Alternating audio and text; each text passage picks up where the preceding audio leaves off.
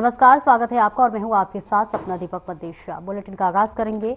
लोकसभा के रामायणी सांसद के नाम से सुशोभित कांकेर लोकसभा के पूर्व सांसद मोहन मंडावी ने कथा व्यास संत हिमांशु कृष्ण भारद्वाज के सानिध्य में न्यू बस स्टैंड कांकेर में आयोजित श्रीमद् भागवत कथा में शामिल होकर कथा सुना। इस मौके पर छत्तीसगढ़ शासन के वन मंत्री केदार कश्यप, भाजपा जिलाध्यक्ष सतीश लाठिया, मत्स्य बोर्ड के पूर्व अध्यक्ष भरत मटियारा, पूर्व सांसद प्रतिनिधि ईश्वर सिन्हा सहित बड़ी संख्या में श्रोतागण मौजूद रहे।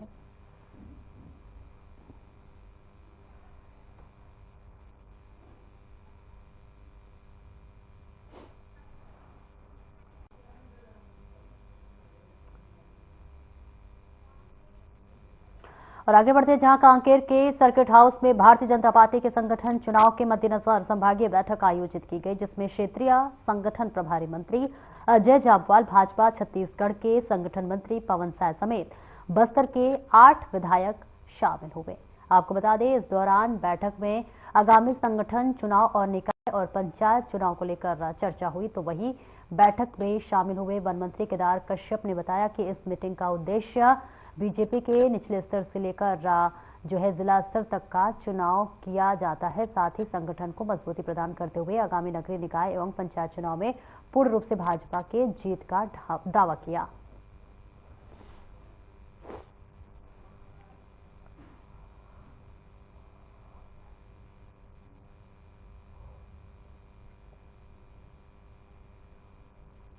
और वही धान खरीदी की 2 दिवसीय निरीक्षण के बाद रायपुर जिला कांग्रेस कमेटी ने प्रेस वार्ता की। आपको बताते चले कि निरीक्षण समिति के सदस्य पूर्व विधायक धनेन्द्र साहू और वही सत्यनारायण शर्मा, पूर्व सांसद छाया वर्मा समेत अन्य सदस्य इसमें मौजूद रहे। निरीक्षण को लेकर धनेन्द्र साहू ने कहा कि सरकार बढ़ चढ़कर धान खरीदी को लेकर दावा कर रही है, लेकिन वास्तविकता में किसान परेशान है।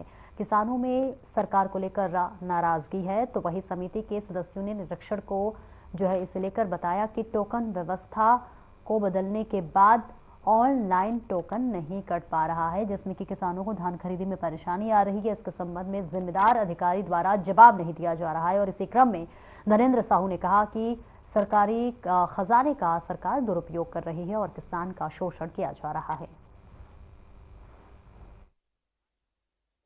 उपस्थित हमारे प्रदेश के वरिष्ठतम नेताओं में से प्रमुख आज आदरणीय सत्यनारायण शर्मा जी, साथ ही यहाँ उपस्थित आदरणीय विकास उपाध्याय जी, हमारे पूर्व विधायक और एआईसीसी सेक्रेटरी, साथ ही हमारे पूर्व सांसद छाया वर्मा जी और जिला कांग्रेस कमेटी के अध्यक्ष श्री उदय वर्मा जी, आदरणीय पंकज शर्मा जी, साथ ही हमारे बीच आए कन्हैया यादव जी और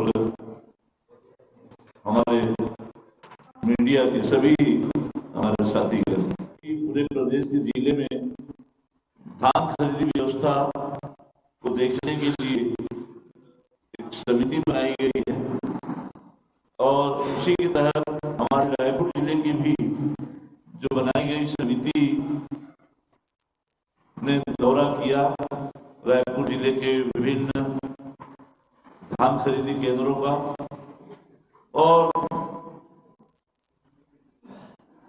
समिति ने देखा कि धान खरीदी व्यवस्था में सरकार तो बहुत बढ़ करके दावा कर रही है, लेकिन इस साल की धान खरीदी व्यवस्था बहुत बद से बदतर है। किसान लोग परेशान हैं, हलाकान हो गए हैं इस सरकार की गलत व्यवस्था से और पूरी तरह से किसानों में सरकार की इस व्यवस्था के प्रति काफी अधिक नाराजगी व्याप्त है। मैं कुछ जो महत्वपूर्ण बिंदु है इस पर मैं चर्चा करना चाहूंगा। जो हम लोगों ने गलतियां देखी, वहां पर व्यवस्था देखी। एक तो सबसे ज्यादा जो धान बेचने का किसानों का सबसे बड़ा जो काम आता है वो है टोकन। पिछली हमारी कांग्रेस की सरकार थी तो जो व्यवस्था थी वो अच्छी व्यवस्था थी, उसको बदलने की जरूरत नहीं थी। आज टोकन व्यवस्था को बदल दिया गया और आज यही स्थिति है टोकन में कि लोगों के धान टोकन में ऑनलाइन नहीं कट पा रहा है। 100% ऑनलाइन खरीदी की व्यवस्था कर दी है उन्होंने। और जब हम लोगों ने ये आवाज उठाया तो अभी जाकर के सरकार ने इस पर थोड़ा परिवर्तन करते हुए 60 ऑनलाइन 60% और 40% ऑफलाइन की व्यवस्था फिर की है। लेकिन इसमें हम लोगों ने देखा, परसों हम लोगों ने ऑनलाइन ऐप खोल के देखा, किसानों ने देखा अपनी सोसाइटियों का, तो उसमें 11 दिसंबर तक पूरा जो है टोकन कटा हुआ ऑनलाइन दिखाई दे रहा। 15 जनवरी तक किसी किसी सोसाइटी में, 20 जनवरी तक किसी किसी सोसाइटी में, 23 जनवरी तक ऑनलाइन पूरा टोकन कट चुका है। उसमें जो है पूरी तरह से जो उसकी फोटो प्रिंट कराया पूरा हम लोगों ने, पूरा जो है 15 जनवरी तक बिल्कुल जीरो दिखा रहा है धान खरीदी के लिए उपलब्ध मात्रा जो है। तो कल से इसमें हड़कंप मचा है किसानों में। मैंने स्वयं, जिला अध्यक्ष ने भी स्वयं, जो डीआर है चंद्रवंशी है, उससे मैंने बात किया, जो सहकारिता विभाग का अधिकारी है, डिप्टी डायरेक्टर है, उससे हम लोगों ने बात किया। वो बोला मैं आपको जानकारी लेके जवाब दे रहा हूं। अभी तक उसका जवाब आया नहीं है कि आखिर ये कैसे हो गया, जबकि वो कुछ समय के लिए ऐप खुला है और कुछ समय के लिए पूरे प्रदेश भर के सारे सहकारी समिति का टोकन कैसे कट सकता है। 23 जनवरी तक, लगभग 40 दिन, आज 5 दिसंबर है और 23 जनवरी तक कटना माने लगभग 40 दिन का टोकन आपने कैसे काट दिया मिनटों में। क्वांटिटी फिक्स होती है। तो ये एक स्थिति है पूरे सारे तारीखों की। और अभी भी हम मोबाइल खोल करके हमने आज भी चेक कराया, आज भी मोबाइल चेक किया तो वही पोजीशन बता रहा है, सेम पोजीशन है। तो आज किसान जो है अपना धान नहीं बेच पा रहे हैं। एक तो 15 दिन देरी से धान खरीदी शुरू हुई और ऊपर से 31 जनवरी तक की सीमा रखा गया है। टोकन व्यवस्था को भी छोटे किसानों को 2 दिन, बड़े किसानों को 3 बार टोकन का नियम दिया और सारे किसानों में भय व्याप्त है कि हमारा धान पूरा बिक पाएगा या नहीं बिक पाएगा। सारे किसान इस चीज के लिए चिंतित हैं। अब इस पर आए हम दूसरी व्यवस्था में कि टोकन के बाद में जब हम लोगों ने देखा मौके में धान तौलाई की बात को, तो अनेक सोसाइटियों में इसमें भी समस्या हल नहीं किया था। अभी 2 दिन हुआ है कस्टम मिलिंग पर राइस मिलों का समझौता हुए। इस बीच में सारे सोसाइटियों में धान जमा है, रखने को जगह नहीं है।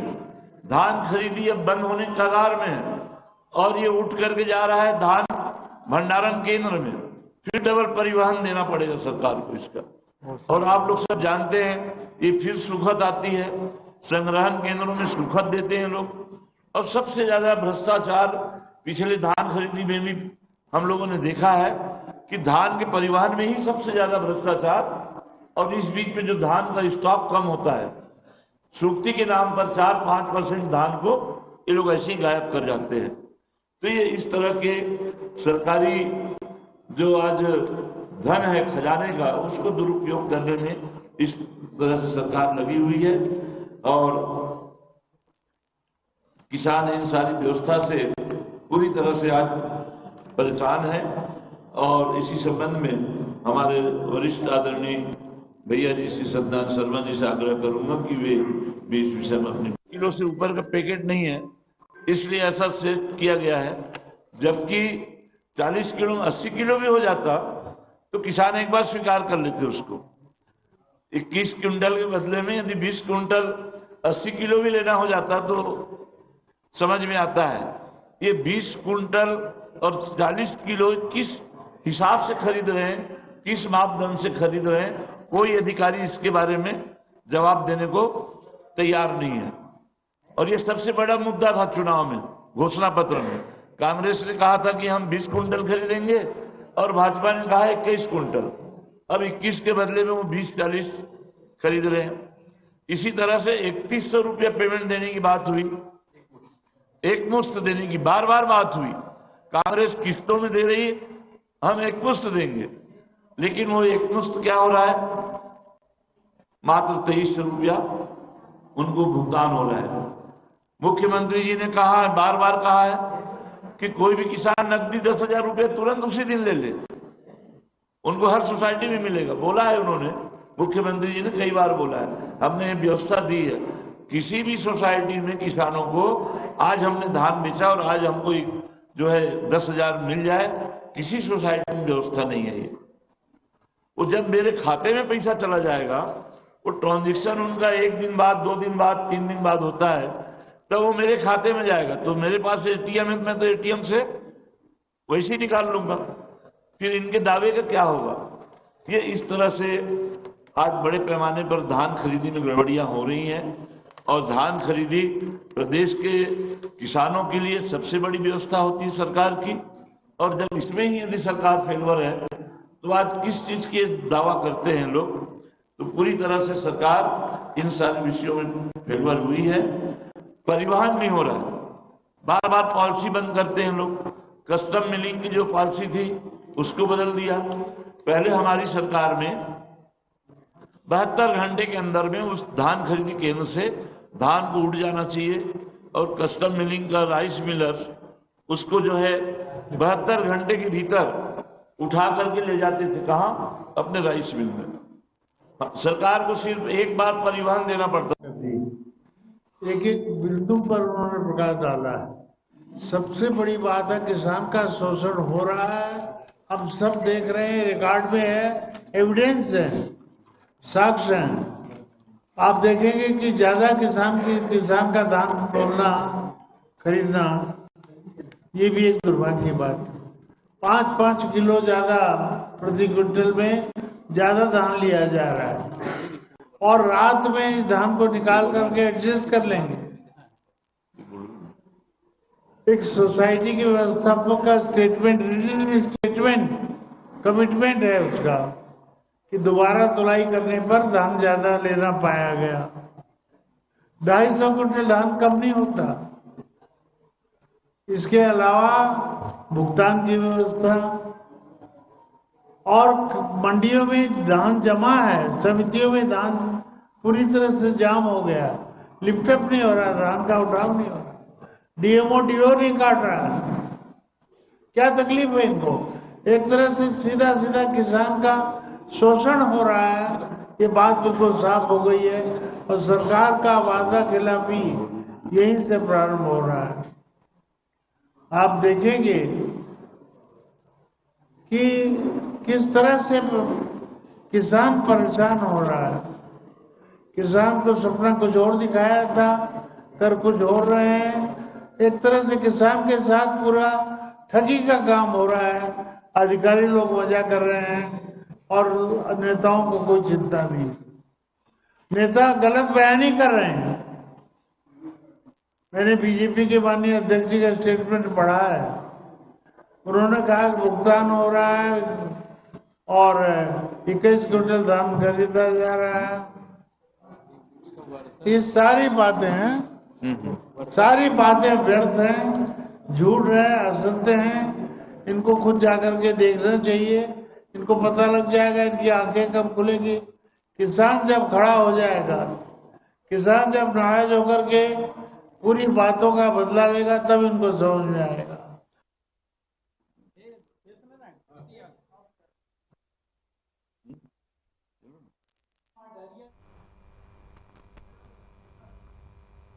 और आगे बढ़ते हैं, जहां बलरामपुर जिले से किसानों ने जुड़ी बड़ी खबर सामने आ रही है, जहां पर आपको बताते चले कि धान उपार्जन केंद्र में जो है बैरियर लगाकर किसानों से पैसे की वसूली की जा रही है। जो हाँ, ये मामला रामनुजगंज के भंवर माल धान खरीदी केंद्र का है, जहां पर धान लोड गाड़ियों को बैरियर लगाकर एंट्री देने के लिए 500 रुपए लिए जा रहे हैं। और ये सब देखने के बाद ग्रामीणों ने बैरियर प्रभारी बासु के द्वारा किसानों से पैसों की वसूली का जो है वीडियो भी बनाया है। और आपको बताते चले कि एमएसपी पर खरीदी जा रही है। 14 नवंबर से धान खरीदी शुरू हो चुकी है, और जो 31 जनवरी 2025 तक चलेगी।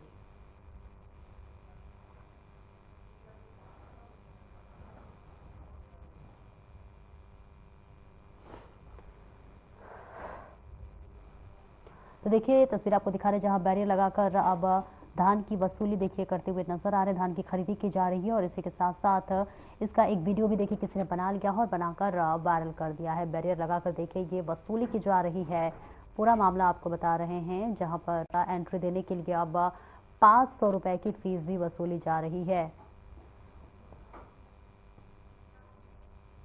और इस बीच नौगांव से बड़ी खबर सामने आई है। आपको बता दें कि अजमेर से नौगांव आ रहे ट्रक में अवैध डीएपी खाद मिली है। मौके पर पहुंची पुलिस ने ट्रक को रोककर जांच की, जिसमें 35 मीट्रिक टन डीएपी खाद मिली। इसके बाद पुलिस ने 700 बोरी डीएपी जब्त कर कार्रवाई की है और वही जब्त की गई खाद की कीमत करीब 9,45,000 रुपए बताई जा रही है। आपको बता दें कि इनके द्वारा किसानों को महंगे दाम में खाद बेचने की तैयारी थी और इस मामले में 3 आरोपियों पर एफआईआर दर्ज की गई है, क्योंकि इन लोगों ने अवैध उर्वरक का व्यापार कर उर्वरक नियंत्रण आदेश के नियमों का उल्लंघन किया है। कल हाईवे पेट्रोलिंग के दौरान सूचना मिली थी कि एक ट्रक जो है खाद से भरा हुआ जो हाईवे किनारे संदिग्ध अवस्था में खड़ा है। सूचना की तस्दीक की जाकर एसडीएम मैडम और उर्वरा निरीक्षक को लेकर वहां पे ट्रक को जब तलाश किया गया तो ट्रक ड्राइवर द्वारा उचित कागज प्रस्तुत नहीं किए गए, जिस पर से एसडीएम महोदय के निर्देश पे उर्वरा निरीक्षक ने थाने पर लाकर उसकी जांच करके जो है एफआईआर दर्ज कराई है, जिसमें 3 आरोपियों को मुलजिम बनाया गया है और जिसमें एक स्वयं ट्रक ड्राइवर है और 2 अन्य हैं, जिसमें अभी जांच जारी है।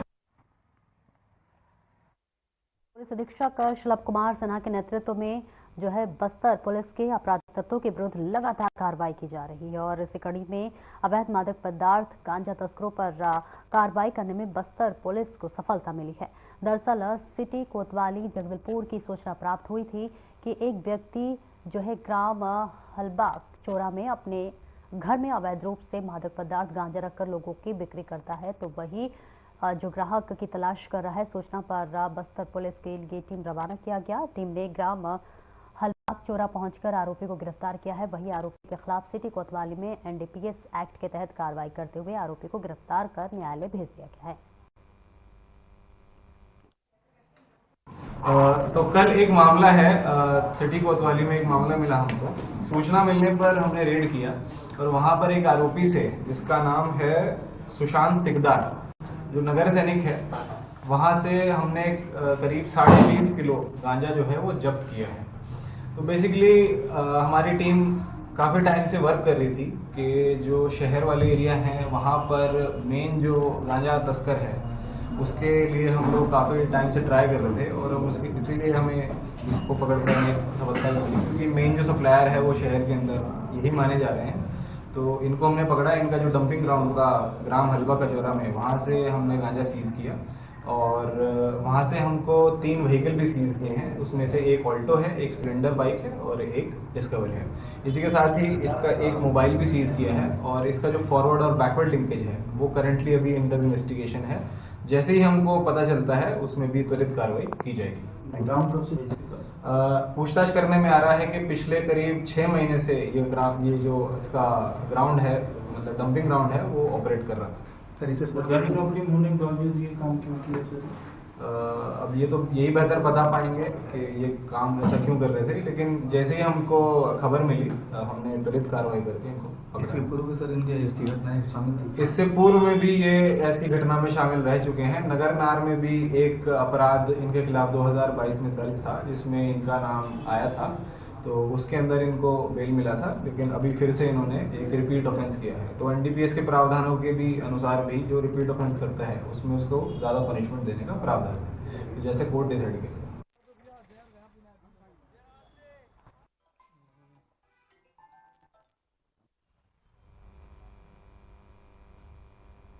और खबर मध्य प्रदेश से है, जहां पर महिदपुर सिटी से लगा गांव खेड़ी नहर पुल में सालों से ग्रामीण बिजली की समस्या का सामना कर रहे हैं और इस समस्या को लेकर समाज सेवी विजय सिंह गौतम, जो कि हमेशा ही लोगों की सहायता के लिए तैयार रहते हैं, जब उन्हें ग्राम लाखा खेड़ी नहर पुल में बुलाया गया और बिजली की समस्या से अवगत कराया गया, तो ग्रामीणों ने बताया कि डीपी की जो स्वीकृति तो काफी समय से हो चुकी है, लेकिन आज तक डीपी नहीं मिली है, न लगी है और हम सभी बिना बिजली के रहने पर मजबूर हैं। ग्रामीणों ने समाज सेवी विजय सिंह को पूरे गांव की ओर से एक ज्ञापन भी दिया। वहीं विजय सिंह गौतम ने ग्रामीणों को समस्या को सुनकर तत्काल विद्युत मंडल अधिकारी को फोन लगाया और चर्चा की कि जिसमें अधिकारी द्वारा बताया गया कि जांच कर जल्द ही समस्या का निराकरण किया जाएगा। आज मैं महेशपुर विधानसभा के हमारे रोड पे स्थित गांव लाखाखेड़ी में हूँ। लाखाखेड़ी नाहरपुर बोलते हैं इसको। और ये गांव उन सब सुविधाओं से वंचित है जो मूलभूत सुविधाएं होना चाहिए। रोड का गांव होने के बाद भी ना तो यहाँ विद्युत की सही व्यवस्था है, ना ट्रांसफार्मर है और ना ही यहाँ पर कोई पीएचसी का ऐसा ट्यूबवेल है, ना कोई शासकीय ऐसी योजना है पानी की जिसके यहाँ के लोगों को पानी पीने को मिले। मेरी बेटियां यहाँ से आधा किलोमीटर दूर जाकर इस रोड को क्रॉसिंग करती है, कई बार दुर्घटना होते होते बचती है। इन रोड को क्रॉस करके जब वो मेरी बेटियां पानी लेने जाती हैं, एक सज्जन है यहाँ पर कोई परमार परिवार के, वो देते हैं पानी थोड़ा बहुत पीने के लिए और उनकी वजह से इस गांव के इस परिवार को पानी मिलता है। तस्वीरें आपको दिखा रहे हैं जहां पर ग्रामीणों ने समाज सेवी को देखी, तस्वीरें आपको दिखा रहे हैं जहां विद्युत मंडल अधिकारी को देखे फोन घुमाया है, उनसे अवगत कराया है और इसी के साथ साथ उनको एक ज्ञापन भी सौंपते हुए नजर आ रहे हैं। लगातार लोग जो है इस परेशानी से जूझ रहे हैं और इसके लिए अब ज्ञापन देते हुए नजर आ रहे हैं। जहां विद्युत मंडल अधिकारी को यह ज्ञापन सौंपा गया है। बिजली विभाग से लगातार लोग परेशान हैं, बिजली की समस्या जो है वो लगातार उनके लिए मुसीबत का सबब बना हुआ है और लगातार ये परेशानियों से जूझते हुए नजर आ रहे हैं।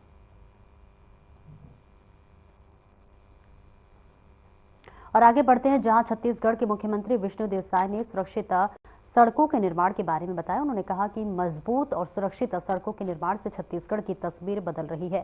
सीएम आगे कहते हैं कि डबल इंजन सरकार के प्रयासों के दूरस्थ क्षेत्रों तक सड़कें पहुंची है, जिसकी शहरी यातायात आसान हुआ है और प्रदेश की अर्थव्यवस्था को नई गति मिल रही है।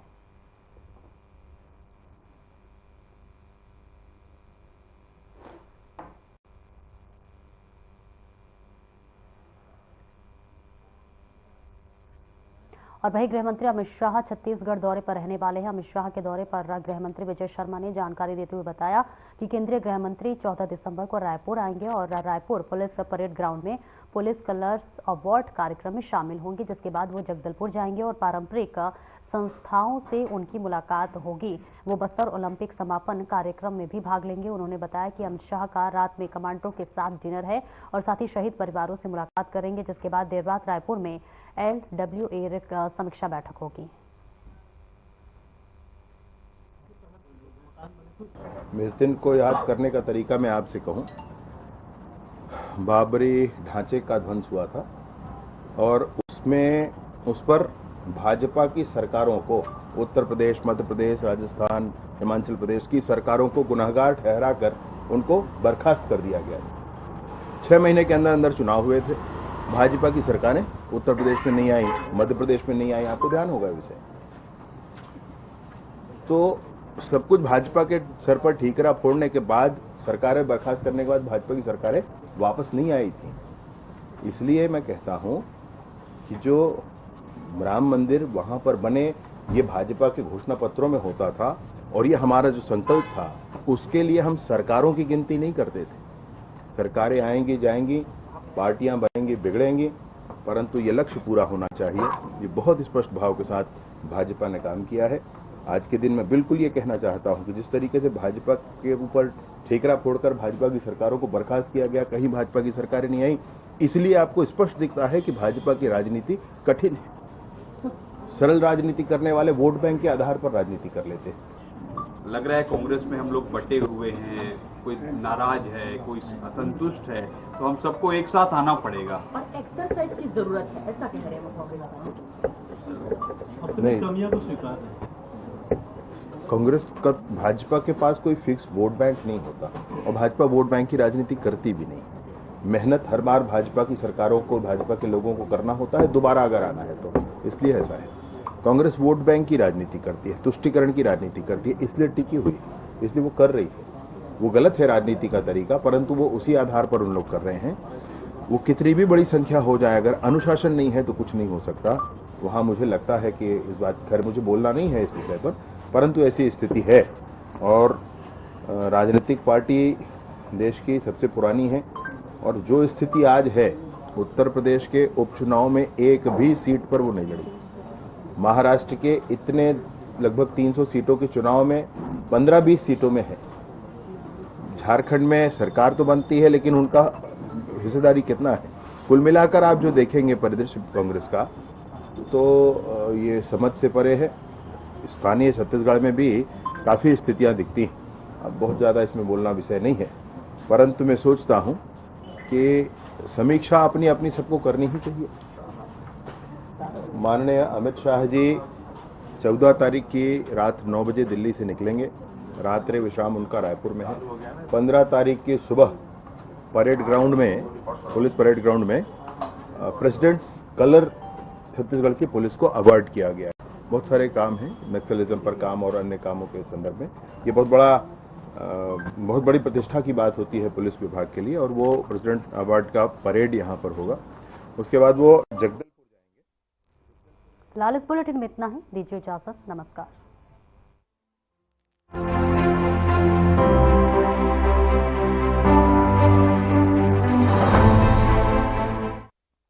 मानवता को शर्मसार करने वाली है।